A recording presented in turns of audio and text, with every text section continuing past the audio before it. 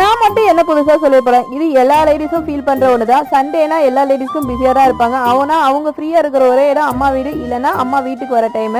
அம்மா வீட்டுக்கு வந்ததுலேருந்து எனக்கு கொஞ்சம் நிறைய வேலையெல்லாம் முடிஞ்சது, கொஞ்சம் ஃப்ரீயா இருந்தேன். அதுக்கப்புறம் பூஜையெல்லாம் பண்ணி முடிச்ச பிறகு நமக்கு டீ காஃபி குடிக்கிற பழக்கலாம் இல்ல, அம்மா வர காப்பி போட்டு குடிச்சாங்க. சரி இந்த குடி அப்படின்னு சொல்லி கொடுத்தாங்க.